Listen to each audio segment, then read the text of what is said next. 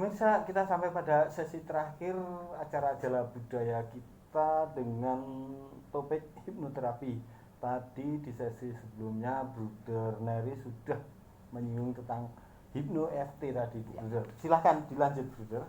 Baik, jadi sewaktu saya diminta oleh klien atau calon klien begitu untuk membantu mengatasi permasalahan yang dihadapi, itu biasanya saya mengawali dengan mengajak mereka berbicara dari hati ke hati dan saya meminta untuk terbuka.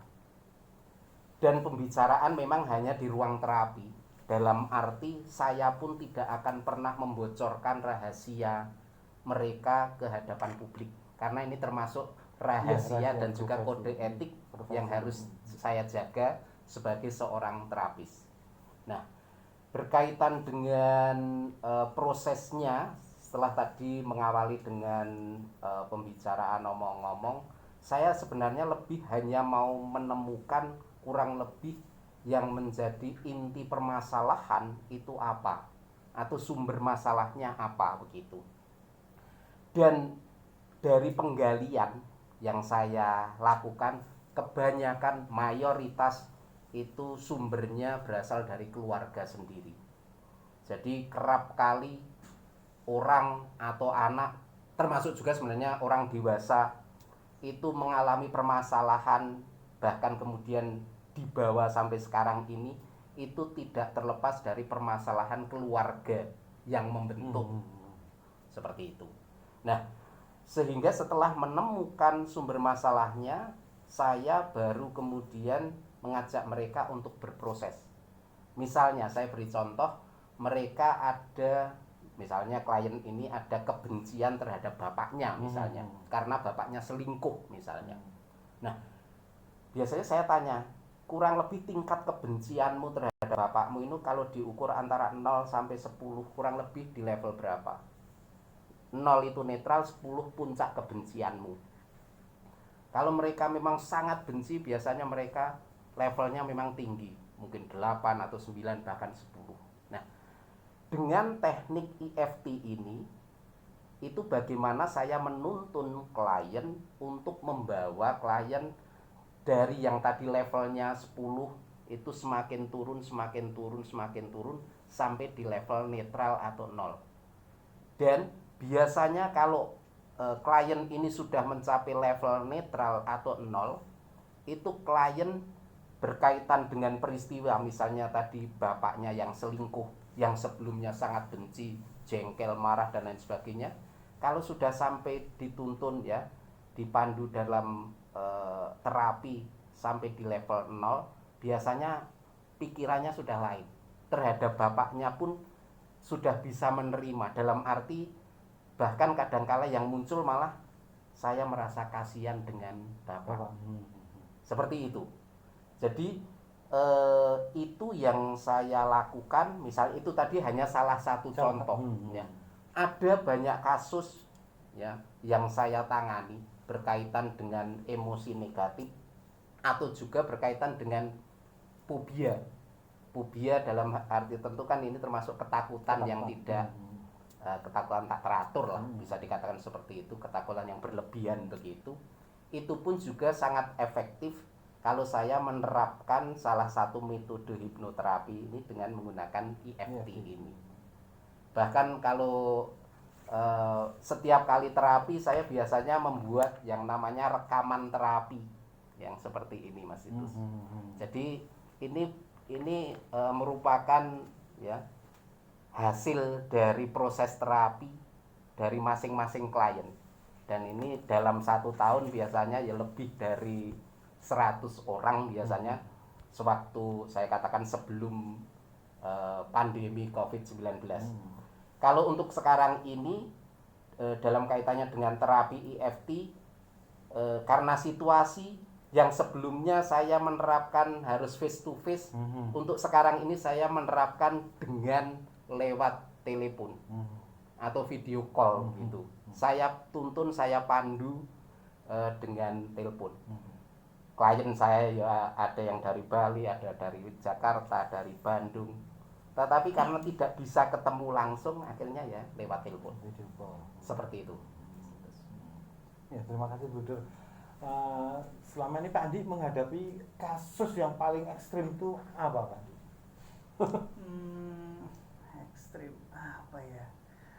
Masih belum sampai pada taraf level ekstrim ya. Cuman ada satu hal kasus yang mereka memiliki ini orientasi seksual yang berbeda gitu ya.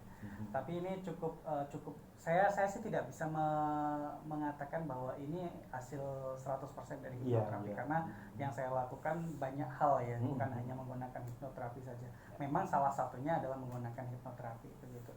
Dan akhirnya yang terjadi adalah saya cukup senang karena memang akhirnya mereka bisa mengubah orientasi seksualnya yang semula memiliki ketertarikan sesama jenis, terus akhirnya mereka bisa memiliki bisa kembali kepada orientasi yang normal seperti setia kalah seperti itu.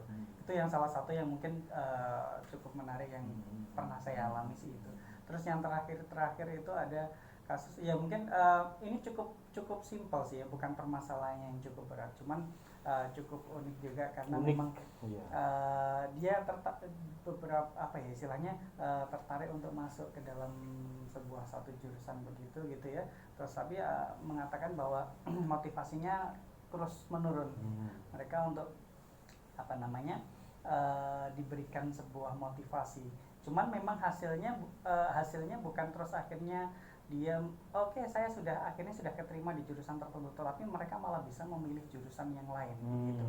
Dengan yang istilahnya begini, yang semula menganggap bahwa jurusan yang lain itu menjadi sesuatu hal yang ini jurusannya apa sih gitu ya. Sekarang akhirnya dia bisa melihat bahwa sukses itu bukan hanya melalui jurusan satu ini, tetapi bisa ada jurusan yang lain. Sehingga itu yang mungkin yang menjadi unik itu bukan pada prosesnya itu, tetapi ternyata di dalam prosesnya ini permasalahannya cukup unik karena menyangkut banyak hal gitu ya. Permasalahan selama sekolah, permasalahan dengan keluarga dan lain sebagainya itu muncul semua begitu ya. Sehingga memang ketika ada satu permasalahan seperti itu ya mungkin bisa jadi memang permasalahannya bukan hanya pada saya tidak semangat karena begitu enggak, tetapi bisa jadi ada permasalahan-permasalahan yang dulu masih terpendam itu masih itu terbawa seperti itu.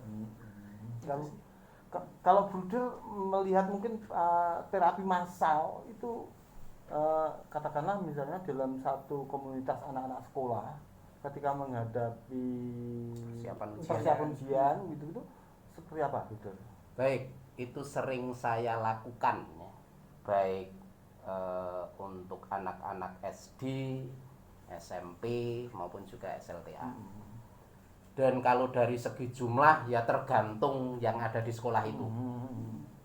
Jadi ya pernah mulai dari yang kecil, saya katakan kecil-kecilan, mungkin hanya satu kelas ya sekitar 30-an orang, kemudian mungkin satu angkatan ya mungkin 150 orang, pernah juga mungkin yang nyampe 300 semacam itu. Yang penting bagi saya adalah sarana prasarana yang mendukung, dalam arti misalnya tempat perlu mendukung, misalnya ya kayak di aula pun ya yang mendukung. Aula yang mungkin ya dari segi kalau misalnya itu sirkulasi udara ya sirkulasi udaranya baik. Kalau misalnya pakai AC ya syukur-syukur lah. Seperti itu. Kemudian sound sistemnya itu juga perlu mendukung. Apalagi kalau misalnya ini jumlahnya banyak massal gitu ya. Dan yang saya terapkan kalau dalam kaitannya dengan pemberian motivasi di sini memang saya menerapkan hipnoterapi murni, bukan yang EFT ini tadi. Meskipun EFT pun itu bisa saya terapkan juga untuk terapi massal, itu juga bisa.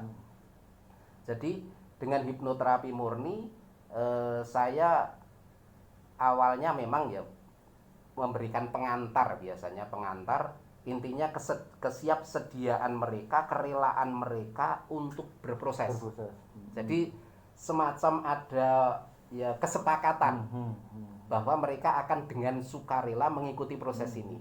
Karena mereka akan bisa masuk ke dalam kondisi bawah sadar atau kondisi hipnosis itu asal mereka sungguh-sungguh ikhlas rela.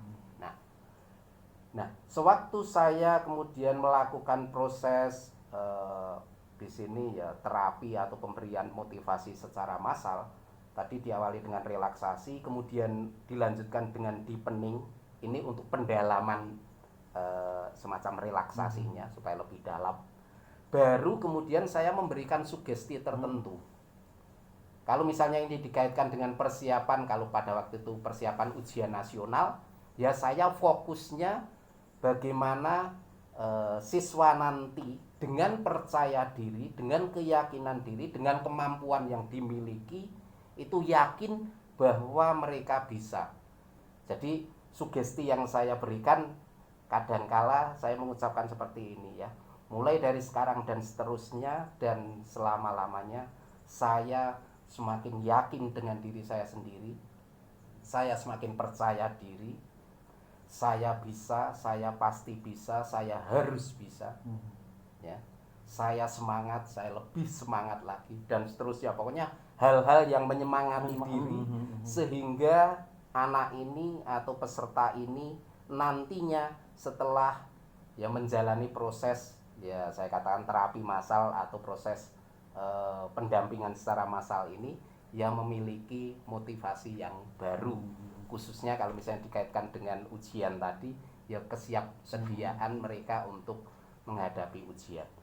Dan sebenarnya untuk terapi ini bisa dikatakan semakin sering dilakukan itu semakin baik. Jadi tidak hanya kemudian sekali terus harapannya mencapai prestasi yang tinggi, tapi ini perlu dibangun. Jadi mungkin ya bisa 4 kali, maksudnya untuk angkatan itu ya seperti itu. Dan ini menarik ya, ini menarik karena saya pun akhirnya juga karena lamanya berkecimpung dalam dunia hipnoterapi ini mengerti, oh anak ini bisa masuk dalam kondisi bawah sadar, kondisi hipnosis ya atau tidak, itu bisa dilihat dari gerak-geriknya anak. Kalau misalnya anak itu kelihatan gelisah, gerak sana, gerak sini, tidak tenang dan itu bisa dipastikan pasti ini anak tidak bisa masuk atau tidak bisa masuk dalam kondisi bawah sadar mereka. Seperti itu, Mas Tus. Terima kasih. Jadi memang secara psikologis yang disampaikan oleh Bruder tadi, Pak ya sangat signifikan ya. Iya, betul. Jadi terkait dengan apa ya istilahnya, ini juga terkait sama karakteristik anak ya, Bruder ya. Bahwa sebenarnya kalau misalnya kita mengatakan apakah semua orang itu bisa dihipnosis ya, atau mungkin melakukan terapi menggunakan hipnosis selama memang dia bersedia, sebenarnya itu bisa. Siapapun itu bisa begitu ya. Dan artinya tidak menolak dia bisa menangkap informasi atau komunikasi dengan baik dan juga paling tidak dia ini bukan orang yang memiliki intelijensi yang di bawah rata-rata gitu. Karena untuk kan ada ya mitosnya yang mengatakan bahwa orang yang bisa dihipnosis itu adalah orang yang orang yang bodoh misalnya gitu ya. Malah sebenarnya enggak, mereka cukup pintar gitu ya. Karena begini, ketika misalnya begini, si terapis memberikan sebuah instruksi gitu ya. Kan nggak mungkin dong misalnya gini, harus dipahami oleh si klien. Nah, kalau misalnya si klien sendiri tidak bisa memahami instruksi, nah ini kan akan kesulitan. Iya, ini maksudnya apa gitu ya. Karena pernah saya lihat ada satu pertunjukan di televisi itu ketika si terapisnya mengatakan sesuatu, dia ketika dihipnosis tanya apa maksudnya. Sudah selesai gitu ya. Jadi malah akan sulit begitu ya. Sehingga memang dibutuhkan mereka yang cukup pintar begitu ya, dan memang memiliki imajinasi yang cukup bagus begitu ya. Kalau dikatakan ada beberapa orang yang sangat-sangat mudah begitu ya. Saya sempat ada suatu ketika saya itu bukan melakukan hipnoterapi ya, tapi melakukan relaksasi begitu ya, biasalah. Jadi dalam satu kayak semacam pelatihan anak SMA seperti itu, saya memberikan sebuah relaksasi gitu ya. Ya cuman relaksasi, bukan saya memberikan hipnosis untuk terapi, enggak gitu ya, cuman relaksasi. Ternyata memang dia tiba-tiba benar-benar bereaksi dengan apa yang saya sampaikan. sedangkan yang lainnya cuma biasa-biasa saja. Tapi ada satu orang itu yang sampai dia benar-benar berdiri, berjalan dan lain sebagainya. Nah ini yang kita harus siap tim sebenarnya kayak gini. Makanya kalau tadi Bruder mengatakan bahwa wah Bruder sering melakukan hipnoterapi massal begitu, sebenarnya saya menghindari karena saya jarang membawa tim kalau misalnya seperti itu. Karena pernah ada suatu ketika salah satu efek dari hipnoterapi itu adalah bisa jadi si klien itu mengalami abriaksi. Abriaksi itu adalah semacam histeris lah ya. Jadi benar-benar yang mereka menjerit-jerit sampai kita ngajak ngomong aja dia sudah nggak bisa ngerespon. Jadi benar-benar yang teriak-teriak dan lain sebagainya. Kadang ada yang sampai kaku dan lain sebagainya. Itu efek setiap orang bisa beda-beda. Tergantung dari permasalahan. Semakin dalam permasalahan yang jelas jenis abriaksinya akan lebih luar biasa. Dan itu pernah saya alami dan itu pun juga sama. Ini modelnya adalah relaksasi, tapi sampai ke bawah abriaksi seperti itu gitu. Baik sekali, karena waktunya sudah cukup, saya mengharapkan Pak Andi untuk memberikan closing statement buat pemirsa. Oke, baik. Hipnoterapi ini adalah sebuah sebuah terapi dengan menggunakan seni komunikasi begitu ya. Dan ketika seseorang menghendaki istilahnya menggunakan terapi dengan menggunakan hipnoterapi, alangkah baiknya mungkin perlu mencari hipnoterapis yang memang dapat dihandalkan ya. Mereka punya lisensi seperti itu. Itu adalah salah satu harapan saya karena banyak sekali sebenarnya hipnoterapi, cuman memang secara kualifikasi memang ya mungkin bisa saya katakan itu cukup diragukan begitu. Jadi pinter-pinterlah dalam hal memilih hipnoterapis begitu aja. Bruder silakan. Ya. Baik. Semua permasalahan bisa diatasi, yang penting ada kemauan untuk berubah. Dan salah satunya bisa melalui sarana hipnoterapi ini. Sehingga penting ya keterbukaan hati ya untuk bagaimana berproses dengan menggunakan salah satu sarana hipnoterapi ini di dalam kehidupan kita. Dan pemahaman terhadap hipnoterapi juga penting, pemahaman secara positif bagaimana hipnoterapi itu bisa diterapkan sebagai sarana untuk ya membantu di dalam menyelesaikan atau mengatasi permasalahan-permasalahan kehidupan harian. Demikian, terima kasih. Demikian tadi pemirsa, kita sudah berbincang-bincang tentang hipnoterapi dan saya berharap Anda semua memahami dengan